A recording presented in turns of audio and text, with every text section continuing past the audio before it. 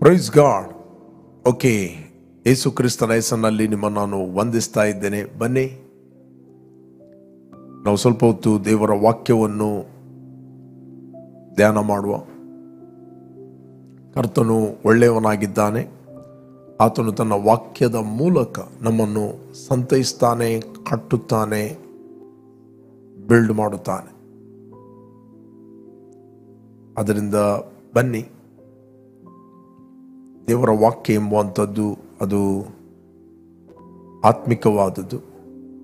ಕೀರ್ತನೆ 91 ಹೇಳ್ತದೆ, ಪರಾತ್ಪರನ ಮೊರೆ ಹೊಕ್ಕಿರುವವನು ಸರ್ವಶಕ್ತನ ಆಶ್ರಯದಲ್ಲಿ ಸುರಕ್ಷಿತನಾಗಿರುವನು. ಓಕೆ, ಕೀರ್ತನೆ 91:1 ನಾವು ನೋಡ್ಲಿಕ್ಕೆ ಹೋದರೆ ಸಿಗ್ತದೆ. Psalms 91:1 verse. ಪರಾತ್ಪರನ ಮೊರೆ ಹೊಕ್ಕಿರುವವನು ಸರ್ವಶಕ್ತನ ಆಶ್ರಯದಲ್ಲಿ ಸುರಕ್ಷಿತನಾಗಿರುವನು. Okay, he who dwells in the secret place of the Most High shall abide under the shadow of the Almighty. Praise God. ಇಲ್ಲಿ ಓಲ್ಡ್ ಟೆಸ್ಟಮೆಂಟ್ ಅಲ್ಲಿ ನಾವು ನೋಡ್ತೇವೆ ಶಾಡೋ, ಬಟ್ ನ್ಯೂ ಟೆಸ್ಟಮೆಂಟ್ ಅಲ್ಲಿ ದ ರಿಯಾಲಿಟಿ. ಶಾಡೋ ಅಂದರೆ ನೆರಳಿನಲ್ಲಿ ಅಂತ. Okay, the Bible says, he who dwells in the shelter of the Most High will remain secure and rest in the shadow of the Almighty, whose power no enemy can withstand. Bracket ನಲ್ಲಿರ್ತದೆ. Okay, see the ಹಳೆ ಒಡಂಬಡಿಕೆಯ ಜನರು ಅವರು ದೇವರೊಟ್ಟಿಗೆ ಒಡಂಬಡಿಕೆಯಲ್ಲಿ ಜೀವಿಸ್ತಾ ಇದ್ದರು. The covenant ಅಂತ ಹೇಳ್ತಾರೆ. The ಒಡಂಬಡಿಕೆ ಅಂತ ಹೇಳಿದರೆ ನಿನ್ನದೇನಿದೆ ಅದು ನನ್ನದು, ನನ್ನದೇನಿದೆ ಅದು ನಿನ್ನದು. Praise God. The covenant, the relationship. ನಾವು ನೋಡ್ತೇವೆ ಕೆಲವೊಂದು ಅರಸರು ಮತ್ತೊಬ್ಬ ಅರಸನೊಟ್ಟಿಗೆ ಅವರ ಕವನೆಂಟ್ ರಿಲೇಶನ್ಶಿಪ್ ಮಾಡ್ತಾ ಇದ್ರು, ಒಡಂಬಡಿಕೆಯನ್ನು ಮಾಡ್ತಾ ಇದ್ರು. It is agreement. ಇದು ಮೋರ್ ದೆನ್ ಅಗ್ರಿಮೆಂಟ್ಗಿಂತ ಈ ವರ್ಡ್ ಒಂದು ಒಡಂಬಡಿಕೆಯನ್ನು ಅವರು ಮಾಡ್ತಾ ಇದ್ರು. ಇಲ್ಲಿ ದೇವರು ಮನುಷ್ಯನೊಟ್ಟಿಗೆ ಒಡಂಬಡಿಕೆ ಮಾಡಿದ. ಹಳೆ ಒಡಂಬಡಿಕೆಯಲ್ಲಿ ನಾವು ನೋಡ್ತೇವೆ ಒಡಂಬಡಿಕೆ ಮಾಡಿದ. ಬಟ್ ಹೊಸ ಒಡಂಬಡಿಕೆಯಲ್ಲಿ ನಾವು ಒಡಂಬಡಿಕೆಯ ಮಕ್ಕಳಾಗಿದ್ದೇವೆ. We are the children of the covenant. ಒಡಂಬಡಿಕೆಯ ಮಕ್ಕಳು. ಬೇಕಾದರೆ ನಾವು ಓದಿದ್ರೆ ನಮಗೆ ಸಿಗ್ತದೆ. ಆಕ್ಟ್ ಆಫ್ ಅಪೋಸ್ಟಲ್ 3 chapter 23 ಇಂದ ಓದಿದ್ರೆ ನಮಗೆ ಸಿಗ್ತದೆ. ಆಕ್ಟ್ ಆಫ್ ಅಪೋಸ್ಟಲ್ 3 chapter 23 ವರ್ಸ್ನಿಂದ, ಆ ಪ್ರವಾದಿಯ ಮಾತನ್ನು ಕೇಳದಿರುವ ಪ್ರತಿಯೊಬ್ಬನು ನಮ್ಮ ಜನರೊಳಗಿಂದ ಸಂಪೂರ್ಣವಾಗಿ ನಾಶವಾಗುವನು ಎಂಬುದೇ. Okay, next. ಇದಲ್ಲದೆ ಸಾಮ್ಯುಯೇಲನು ಅವನ ತರುವಾಯ ಬಂದು ಪ್ರವಾದಿಸಿದ ಎಲ್ಲ ಪ್ರವಾದಿಗಳು ಸಹ ಈಗಿನ ದಿನಗಳ ವಿಷಯದಲ್ಲಿ ತಿಳಿಸಿದರು. ಓಕೆ, ಎಲ್ಲರೂ ಅವರು ಏನು ಪ್ರವಾದನೆ ಮಾಡಿದರು ಈಗಿನ ದಿನಗಳ ವಿಷಯವಾಗಿ ತಿಳಿಸಿದರು. ನೀವು ಪ್ರವಾದಿಗಳ ಶಿಷ್ಯರು, ದೇವರು ನಮ್ಮ ಪಿತೃಗಳ ಸಂಗಡ ಮಾಡಿಕೊಂಡ ಒಡಂಬಡಿಕೆಗೆ ಬಾಧ್ಯರು ಆಗಿದ್ದೀರಿ. Okay, you are the descendants, sons of the prophet and heir of the covenant which God made and give to your forefathers, saying to Abraham, and in your seed heir shall all the families of the earth be blessed and benefited. Okay, ನೀವು ಪ್ರವಾದಿಗಳ ಶಿಷ್ಯರು, ದೇವರು ನಮ್ಮ ಪಿತೃಗಳ ಸಂಗಡ ಮಾಡಿಕೊಂಡ ಒಡಂಬಡಿಕೆಗೆ ಬಾಧ್ಯರು ಆಗಿದ್ದೀರಿ. ಆತನು ಅಬ್ರಾಮನಿಗೆ, ನಿನ್ನ ಸಂತತಿಯ ಮೂಲಕ ಭೂಲೋಕದೆಲ್ಲ ಕುಲದವರಿಗೆ ಆಶೀರ್ವಾದ ಉಂಟಾಗುವುದು ಎಂದು ಹೇಳಿ ಆ ಒಡಂಬಡಿಕೆಯನ್ನು ಮಾಡಿಕೊಂಡನಲ್ಲ. ಓಕೆ, ಇಲ್ಲಿ ನಾವು ನೋಡ್ತೇವೆ the important, you are the sons of descendants of the prophet. Okay, ನೀವು ಒಡಂಬಡಿಕೆಯ ಆ ಒಂದು ಮಕ್ಕಳು ನೀವು ಆಗಿದ್ದೀರಿ. ಓಕೆ, ನೀವು ಪ್ರವಾದಿಗಳ ಶಿಷ್ಯರು, ದೇವರು ನಮ್ಮ ಪಿತೃಗಳ ಸಂಗಡ ಮಾಡಿಕೊಂಡ ಒಡಂಬಡಿಕೆ ಬಾಧ್ಯರು ಆಗಿದ್ದೀರಿ. ಓಕೆ, 26ನೇ ವಚನ. ಮೊದಲು ನಿಮಗಾಗಿ ದೇವರು ತನ್ನ ಸೇವಕನ್ನು ಏರ್ಪಡಿಸಿ, ಈತನು ನಿಮ್ಮಲ್ಲಿ ಪ್ರತಿಯೊಬ್ಬನನ್ನು ಅವನವನ ಕೆಟ್ಟ ನಡತೆಗಳಿಂದ ತಿರುಗಿಸಿ ನಿಮ್ಮನ್ನು ಆಶೀರ್ವದಿಸಬೇಕೆಂದು ಆತನನ್ನು ಕಳುಹಿಸಿಕೊಟ್ಟಿದ್ದಾನೆ ಎಂದು ಹೇಳಿದರು. ನಾವು ಆ ಒಡಂಬಡಿಕೆಗೆ ಏನಾಗಿದ್ದೇವೆ? ಬಾಧ್ಯರಾಗಿದ್ದೇವೆ. ಓಕೆ, ಫಾರ್ ಎಕ್ಸಾಂಪಲ್, ತಂದೆ ಮತ್ತು ತಾಯಿ ಅವರಿಗೆ ಒಂದು ಒಡಂಬಡಿಕೆ ಆಗ್ತದೆ. ಆ ಒಡಂಬಡಿಕೆಗೆ ಹುಟ್ಟಿದವರು ಮಕ್ಕಳಿಗೆ ಇಲ್ಲಿ ನಾವು ನೋಡ್ತೇವೆ, ಮಕ್ಕಳು ಮತ್ತೆ ತಂದೆಗೆ ಇಲ್ಲಿ ಒಡಂಬಡಿಕೆ ಆಗಲಿಲ್ಲ. ನೆಕ್ಸ್ಟ್, ತಾಯಿಗೆ ಮತ್ತು ಮಕ್ಕಳಿಗೆ ಒಡಂಬಡಿಕೆ ಇಲ್ಲ.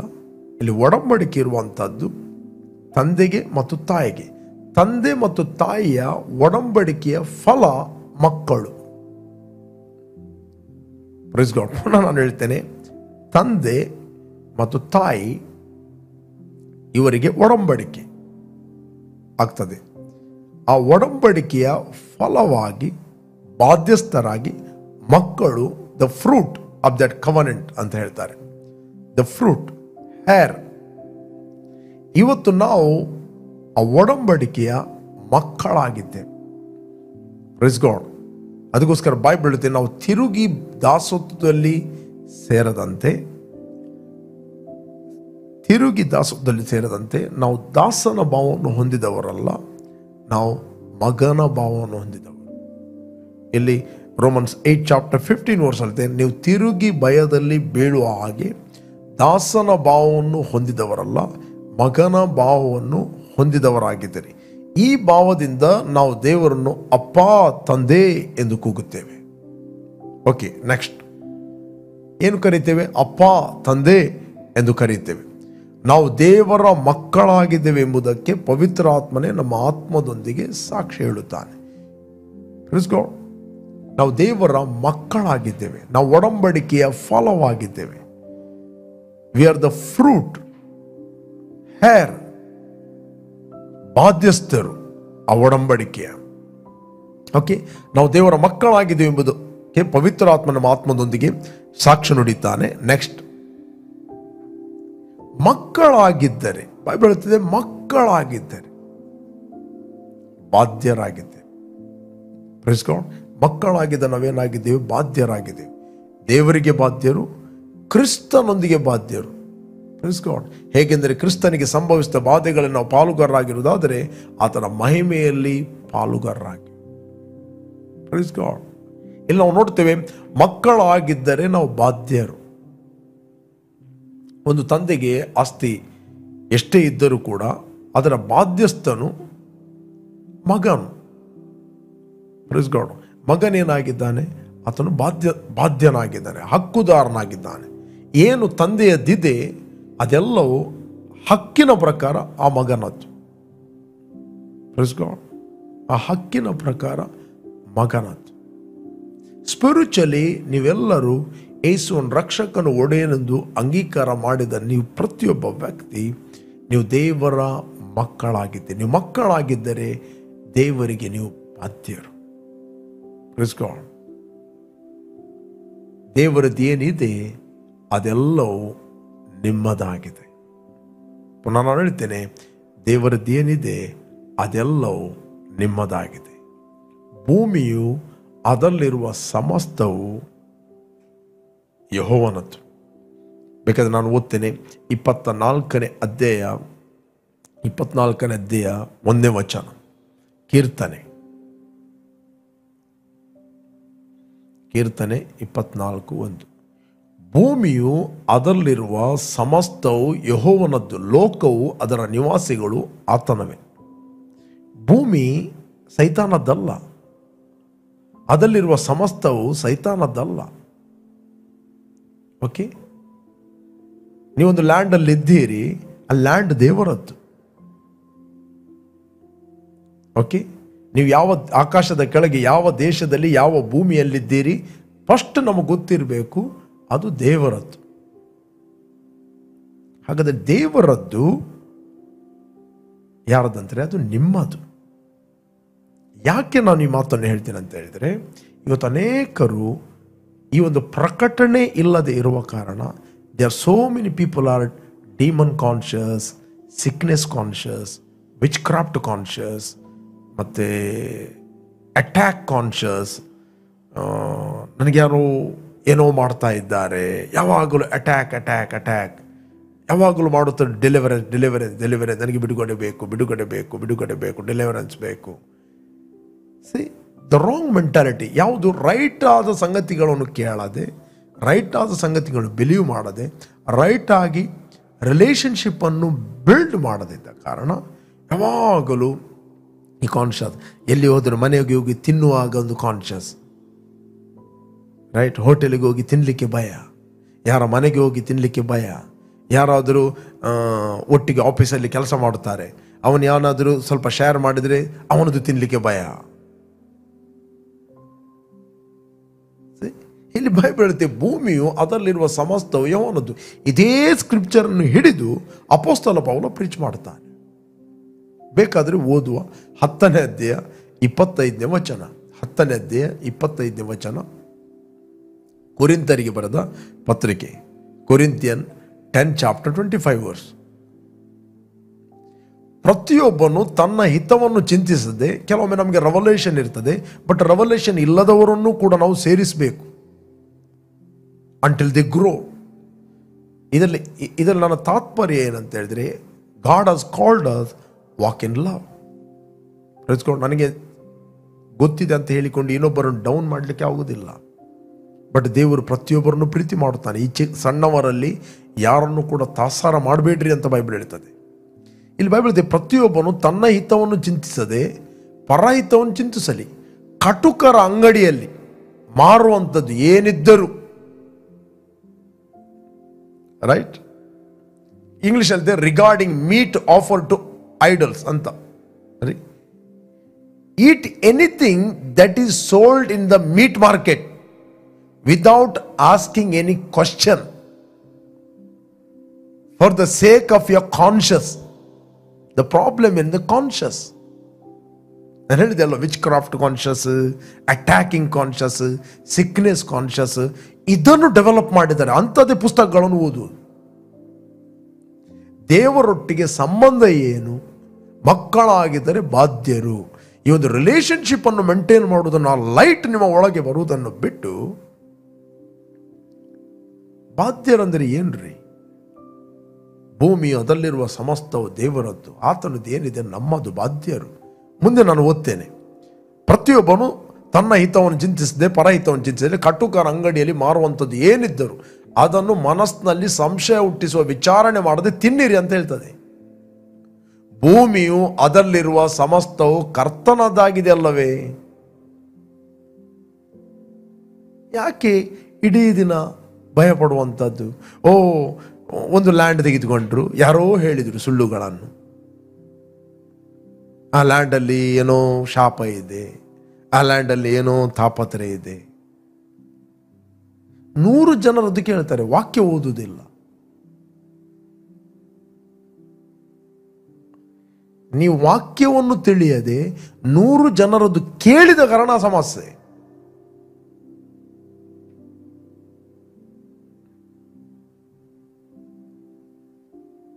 ಈ ಲ್ಯಾಂಡನ್ನು ಬಿಟ್ಟು ಇನ್ನೊಂದು ಲ್ಯಾಂಡಿಗೆ ಹೋದರೂ ಕೂಡ ನಾನು ಹೇಳ್ತೇನೆ, ನಿಮ್ಮದು ಈ ನೆಗೆಟಿವ್ ಮೆಂಟ್ಯಾಲಿಟಿಯನ್ನು ತೆಗೆದು ಹಾಕಿದ್ರೆ ಅದೇ ಸಮಸ್ಯೆ ಅಲ್ಲಿ ಕೂಡ ಬರ್ತದೆ. ನೀವು ಅದನ್ನೇ, ಆ ನೆಗೆಟಿವ್ ಅಟ್ಮಾಸ್ಫಿಯರನ್ನು ಅಲ್ಲಿ ಕೂಡ ನೀವು ಕ್ಯಾರಿ ಮಾಡಿ ಹೋಗ್ತೀರಿ.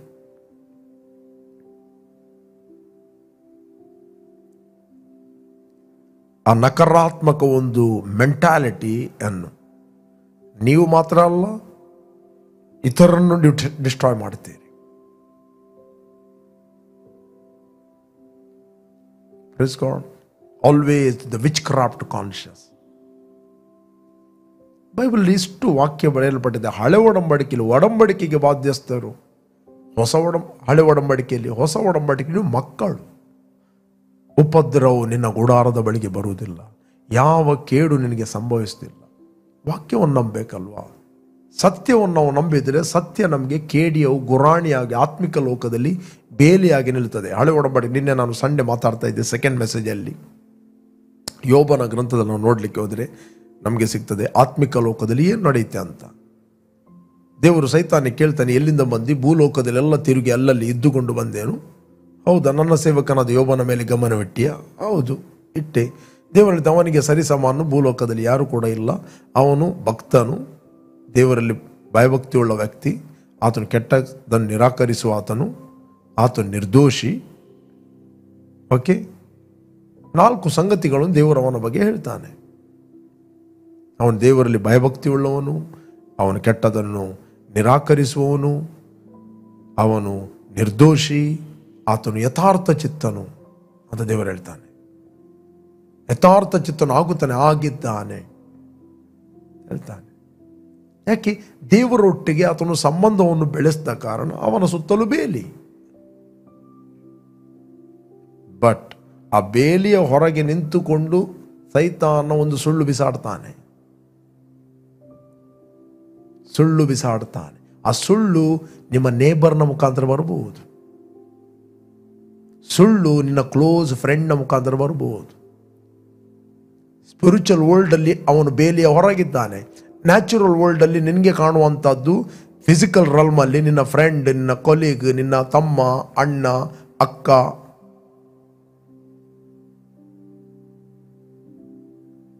ಹಳೆ ಒಡಂಬಡಿಕೆಯಲ್ಲಿ ಕೂಡ ಆದಾಮ್ ಮತ್ತು ಹವ್ವರು ಒಟ್ಟಿಗೆ ಇದ್ದರು.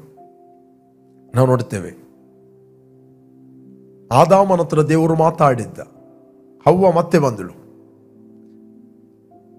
ಆದಾಮನ ರೆಸ್ಪಾನ್ಸಿಬಿಲಿಟಿ ಏನಂದ್ರೆ ಹವ್ವಳಿಗೆ ಟೀಚ್ ಮಾಡುವಂತ.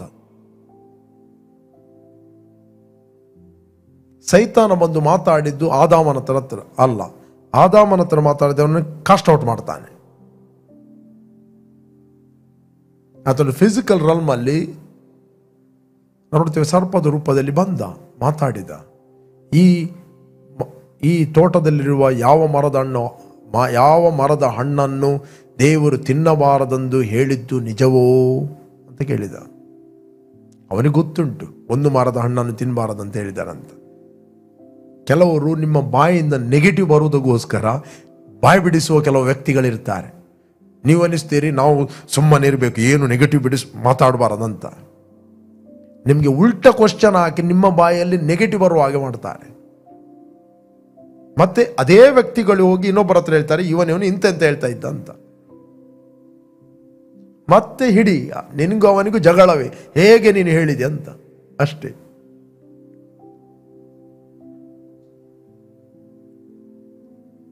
ರೈಟ್? ಕೆಲವು ಟ್ರಿಕ್ಕಿ ವ್ಯಕ್ತಿಗಳಿದ್ದಾರೆ.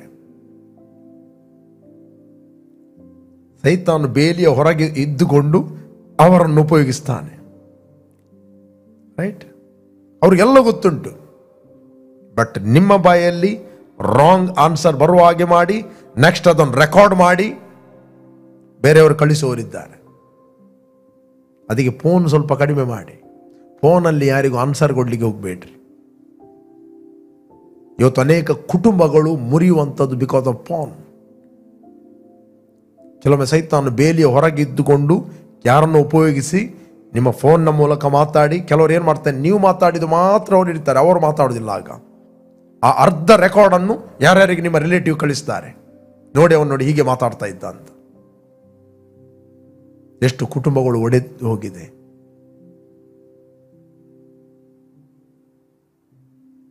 ನನಗೊಬ್ಬ ವ್ಯಕ್ತಿ ಗೊತ್ತು, ಒಬ್ಬ ಹೆಂಡತಿಗೆ ಸರಿ ಬೈದು ಹೆಂಡತಿ ತಾಳ್ಮೆ ಎಂದು ಒಮ್ಮೆಲೆ ಕುಕ್ಕರ್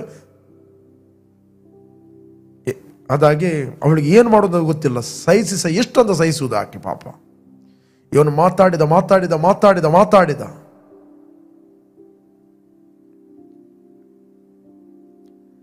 ಕಡೆಗೆ ಹೆಂಡತಿ ಮಾತಾಡ್ಲಿಕ್ಕೆ ಸ್ಟಾರ್ಟ್ ಮಾಡುವಾಗ ಅದನ್ನು ರೆಕಾರ್ಡ್ ಮಾಡಿದ. ರೆಕಾರ್ಡ್ ಮಾಡಿ ಅವಳು 4 ಮಾತುಗಳು ಹೇಳಿದ. ಆಗ ಅವನು ಕೂಲಾಗಿ ಮಾತಾಡಿದ. ಯಾಕೆ ಅಷ್ಟು ನೀನು ಸಿಟ್ಟುಗೊಳ್ತಿ, ಯಾಕೆ ನೀನು ಹಾಗೆ ಮಾತಾಡ್ತಿ ಹೇಳಿದ. ಆ ರೆಕಾರ್ಡನ್ನು ಅವನೆಲ್ಲ ಕುಟುಂಬದವರಿಗೆ ಕಳಿಸಿ, ಹೆಂಡತಿಯ ರಿಲೇಟಿವ್ಸ್ಗೆ ಕಳಿಸಿ, ಅವರೆಲ್ಲರೂ ಆ ರಿಲೇಟಿವ್ಸ್ನವರು, ನೇಬರ್ನವರು, ಕುಟುಂಬದವರು ಎಲ್ಲ ಆಕೆಗೆ ವಿರುದ್ಧವಾಗಿ ನಿಲ್ಲುವ ಹಾಗೆ ಮಾಡಿದ. ಕಡೆಗೆ ಹಾರ್ಟ್ ಅಟ್ಯಾಕ್ ಆಗಿ ಸತ್ತು ಹೋದ.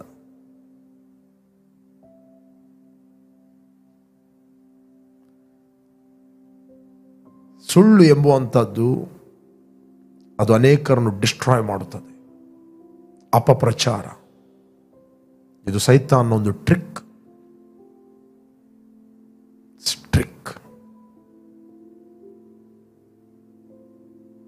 ಅದಕ್ಕೋಸ್ಕರ ಹವ್ವಳು ಸರ್ಪದ ಕುಯುಕ್ತಿಗೆ ಬಿದ್ದು ಮೋಸ ಹೋದಳು ಅಂತ ಬೈಬಲ್ ಹೇಳ್ತದೆ.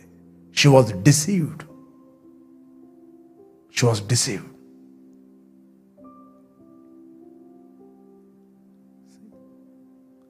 ಆದಾಮ ಡಿಸೀವ್ ಆದದಲ್ಲ, ಆದಾಮ ಡಿಸೋಬೆ ಆದದ್ದು. ಮೋಸ ಹೋಗುವುದು ಬೇರೆ, ಅವಿಧೇಯನಾಗುವುದು ಬೇರೆ. ಅವಿಧೇಯನಾಗುವುದಂದ್ರೆ ನಿನಗೆ ಗೊತ್ತಿರ್ತದೆ, ಗೊತ್ತಿದ್ದು ನೀನು ಮಾಡದಿರುವಂಥದ್ದು ಅದಕ್ಕೆ ಅವಿಧೇಯತ್ವ ಅಂತ ಹೇಳ್ತಾರೆ. ಗೊತ್ತಿಲ್ಲದೆ ಮಾಡುವಂಥದ್ದು ವಂಚನೆ ಅಂತ ಹೇಳ್ತಾರೆ.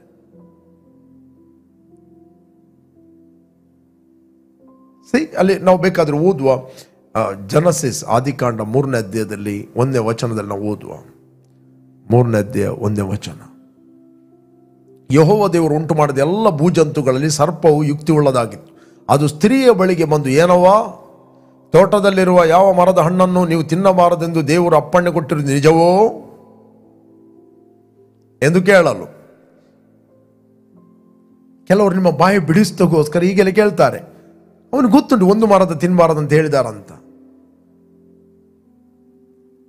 ಕೆಲವರು ಏನು ಮಾಡ್ತಾರೆ, ಅವರಿಗೆ ಸರಿ ಮಾಡಿ ಹಾಗೆಲ್ಲ ಅಂತ. ಅದಕ್ಕೆ ಬೈಬಲ್ ಹೇಳ್ತದೆ, ಮೂರ್ಖನಿಗೆ ಸರಿಯಾದ ಉತ್ತರವನ್ನು ಕೊಡಬೇಡ, ನೀನು ಅವನ ಹಾಗೆಯೇ ಆದಿ. Don't response. ಇನ್ನೊಂದು ಕಡೆ ಹೇಳುತ್ತೆ, ಮೂರ್ಖನಿಗೆ ಸರಿಯಾದ ಉತ್ತರ ಕೊಡು, ಇಲ್ಲದ್ರೆ ಅವನೇ ಜ್ಞಾನಿ ಎನಿಸಿಕೊಳ್ಳುವನು. ಅದರಲ್ಲಿ 2 ರೀತಿಯ ಮೂರ್ಖರಿದ್ದಾರೆ. ನಿದ್ರೆ ಬರುವುದರಲ್ಲಿ ಕೂಡ 2 ಇದ್ದಾರೆ. ಒಂದು ನಿದ್ರೆ ಬಂದಾಗೆ ನಟಿಸುವವರು, ಒಂದು ನಿಜವಾಗಿ ನಿದ್ರೆ ಬಂದವರು. ನಿಜವಾಗಿ ನಿದ್ರೆ ಬಂದವರು ಎಬ್ಬಿಸ್ತಾರೆ, ಹೇಳ್ತಾರೆ. ನಟಿಸುವವರು ಆನೆ ಬಂದು ಬೊಬ್ಬೆ ಹಾಕಿದ್ರು ಹೇಳುವುದಿಲ್ಲ ಅವರು. ಇದೇ ಬೈಬಲಲ್ಲಿ ಪ್ರೊವರ್ಬ್ ಜ್ಞಾನೋಕ್ತಿ 26ನೇ ಅಧ್ಯಾಯ 4ನೇ ವಚನ. ಮೂಢನ ಮೂರ್ಖತನಕ್ಕೆ ಸರಿಯಾಗಿ ಉತ್ತರ ಕೊಡಬೇಡ, ನೀನು ಅವನಿಗೆ ಸಮನಾದಿಯೇ. 25ನೇ ವಚನ ಹೇಳ್ತದೆ,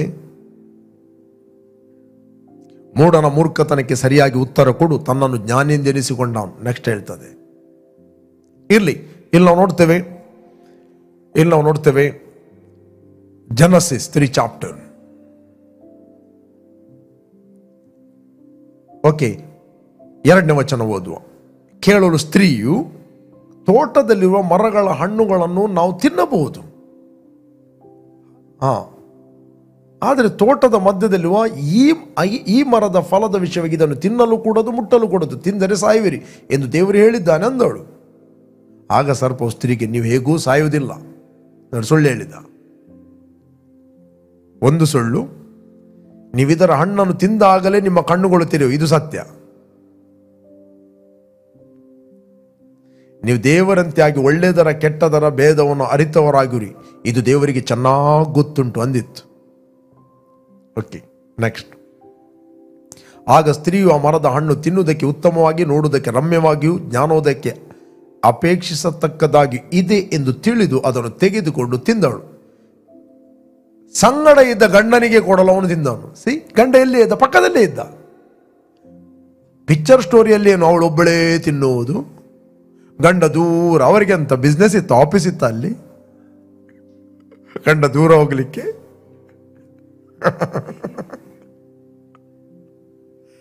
ಕೆಲವ್ರದ್ದು ಪಿಕ್ಚರ್ ಮೆಂಟಾಲಿಟಿ ಅದು ಹೋಗ್ಲಿಲ್ಲ. ಯಾಕೆ?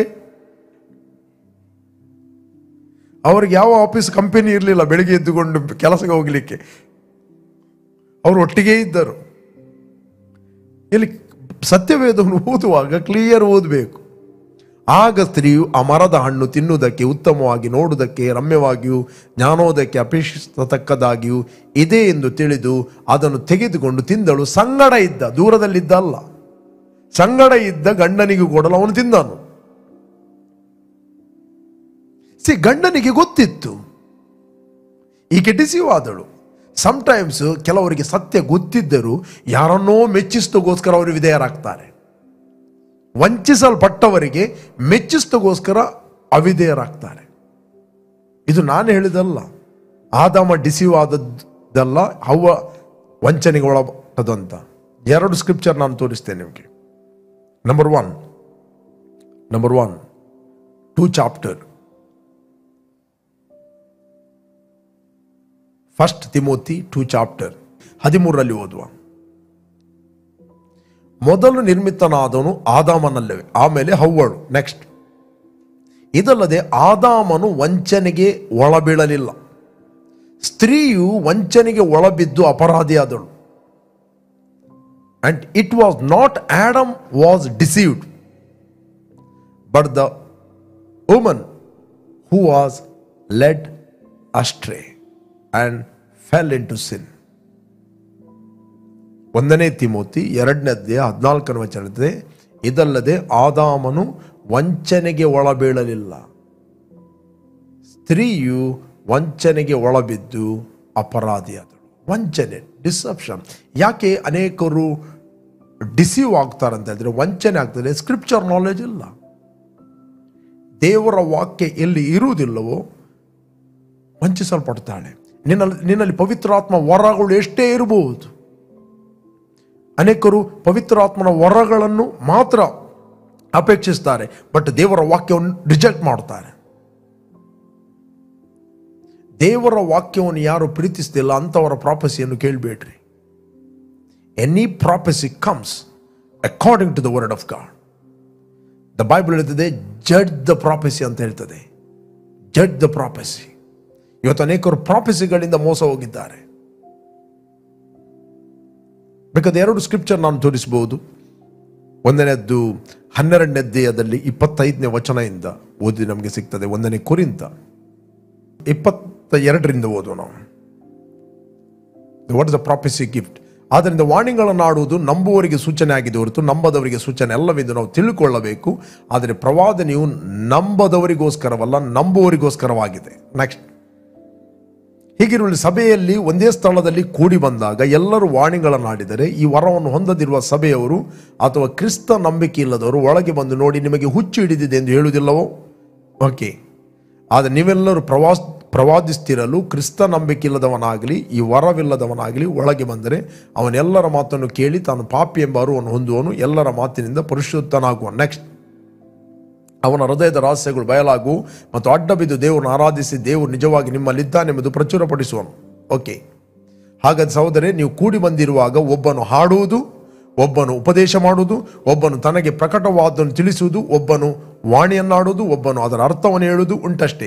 ನೀವೇನು ನಡೆಸ್ತೀರು ಭಕ್ತಿ ವೃದ್ಧಿಗಾಗಿ ನಡೆಸಿರಿ. ವಾಣಿಯನ್ನಾಡುವುದಾದರೆ 2 ಅಥವಾ ಅವಶ್ಯವಿದ್ದರೆ 3ಗಿಂತ ಹೆಚ್ಚಲ್ಲದೆ ಒಬ್ಬೊಬ್ಬರಾಗಿ ಮಾತಾಡಬೇಕು ಮತ್ತು ಒಬ್ಬನು ಅರ್ಥವನ್ನು ಹೇಳಬೇಕು. ನೆಕ್ಸ್ಟ್, ಅರ್ಥವನ್ನು ಹೇಳುವವನಿಲ್ಲದಿದ್ದರೆ ವಾಣಿಯನ್ನಾಡುವನು ಸಭೆಯಲ್ಲಿ ಸುಮ್ಮಗಿರಲಿ, ತನ್ನೊಂದಿಗೆಯೂ ದೇವರೊಂದಿಗೆಯೂ ಮಾತಾಡಿಕೊಳ್ಳಲಿ. ಓಕೆ, ಪ್ರವಾದಿಗಳು 29ನೇ ವಚನ ಹೇಳ್ತದೆ, ಪ್ರವಾದಿಗಳು 2 3 ಮಾತಾಡಲಿ, ಮಿಕ್ಕಾದವರು ಕೇಳಿ ವಿವೇಚನ ಮಾಡಲಿ.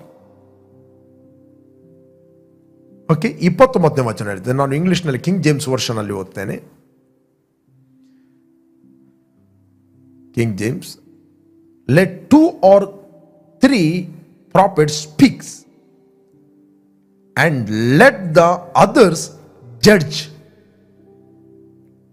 the prophecy. ಅಂದರೆ ವಿವೇಚಿಸಿರಿ, ಪರೀಕ್ಷಿಸಿರಿ. ಎಲ್ಲ ಪ್ರವಾದನೆ ಮಂತ ತೆಗೆದುಕೊಳ್ಬೇಡ್ರಿ. ಯಾವುದಲ್ಲಿ ವಿವೇಚಿಸುವುದು? Through the word of God. ನಾನು ಪ್ರವಾದನೆ ಕೊಟ್ಟೆ ನಂಬೋದಿಲ್ವೋ? ನಂಬೇಕಾಗಿಲ್ಲ. ಯಾರು ಪ್ರವಾದನೆ ಕೊಟ್ಟ ಕೂಡಲೇ ದೇವರ ವಾಕ್ಯಾನುಸಾರವಾಗಿ ಯಾರಾದರೂ ಪ್ರವಾದನೆ ಮಾಡಿದರೆ ಅದನ್ನು ನಂಬೇರಿ, ಇಲ್ಲಾದರೆ ಅದನ್ನು ತೆಗೆದು ಬಿಸಾಡಿ.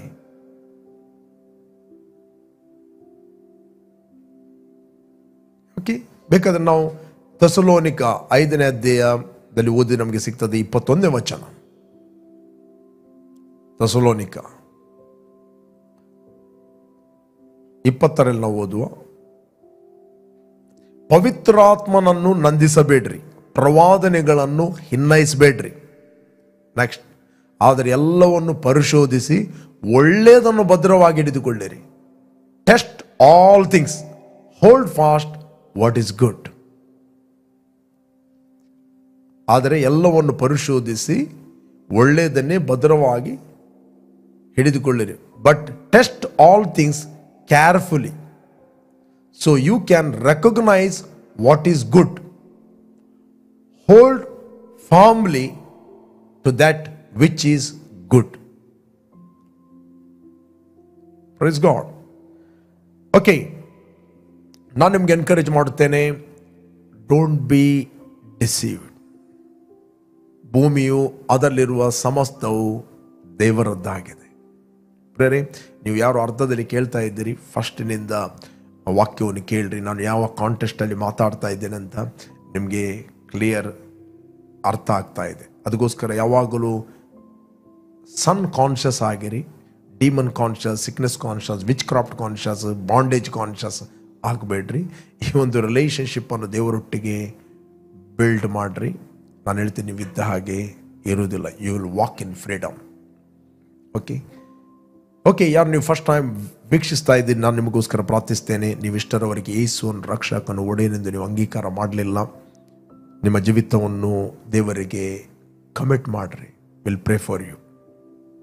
Thank you father. ತಂದೆ, ಭೂಮಿಯು ಅದರಲ್ಲಿರುವ ಸಮಸ್ತವು ನಿನ್ನದು, ನಾವು ನಿನ್ನವರಾಗಿದ್ದೇವೆ. ಅದಕ್ಕೋಸ್ಕರ ಸ್ತೋತ್ರ. ನೀನು ನಿನ್ನ ಒಬ್ಬನೇ ಮಗನಾದ ಯೇಸುವನ್ನು ನಮಗೋಸ್ಕರ ನೀನು ಕಳಿಸಿದೆ. ಅದಕ್ಕೋಸ್ಕರ ಸ್ತೋತ್ರ. ನೀನು ನಮಗೋಸ್ಕರ ಯೇಸುವೆ ಕಲ್ವಾರಿ ಕ್ರೂಜಲ್ಲಿ ಸತ್ತು ನಮ್ಮ ಪಾಪಗಳನ್ನು ಹೊತ್ತುಕೊಂಡು ಹೂಣಲ್ಪಟ್ಟು 3ನೇ ದಿನ ಸತ್ತವರ ಒಳಗಿಂದ ಎದ್ದು ಬಂದಿದೆ ಎಂದು ನಮ್ಮ ಹೃದಯದಲ್ಲಿ ನಂಬುತ್ತೇವೆ ಮತ್ತು ಬಾಯಿಂದ ನಾವು ಅರಿಕೆ ಮಾಡುತ್ತೇವೆ. ಯೇಸುವೆ ನಮ್ಮ ಕರ್ತನೆಂದು ನೀನು ವಾಗ್ದಾನ ಮಾಡಿದ ಪವಿತ್ರಾತ್ಮ ವರವನ್ನು ನಂಬಿಕೆಯ ಮೂಲಕ ನಾವು ಹೊಂದುತ್ತೇವೆ. Thank you Lord for the anointing. Thank you Lord for the grace and favour of God. ತಂದೆ, ಭೂಮಿಯು ಅದರಲ್ಲಿರುವ ಸಮಸ್ತವು ನಿನ್ನದು. ನೀನು ಮಾತಾಡಿದೆ. ನಿನ್ನನ್ನು ಅಂಗೀಕಾರ ಮಾಡಿದ ಪ್ರತಿಯೊಬ್ಬ ವ್ಯಕ್ತಿ ನಿನ್ನ ಮಕ್ಕಳಾಗಿದ್ದಾರೆ, ಪ್ರೊಟೆಕ್ಟ್ ಆಗಿದ್ದಾರೆ. ಈ ಒಂದು ಸತ್ಯಾಂಶದಲ್ಲಿ ಅವರು ಎದ್ದೇಳಲಿ, ಪ್ರಜ್ವಲಿಸಲಿ, ಅನೇಕರಿಗೆ ಅವರು ಬೆಳಕಾಗಲಿ, ಪ್ರೀತಿಯಲ್ಲಿ ನಡೆಯಲಿ, ಎಲ್ಲಿ ಕೂಡ ವಂಚನೆಗೆ ಒಳಗಾಗದಂತೆ ಯಾವಾಗಲೂ ನಿನ್ನಲ್ಲಿ ಆನಂದಿಸಲಿ. I bless each and every one of God in Jesus' name. Amen, amen, amen, amen. Praise God.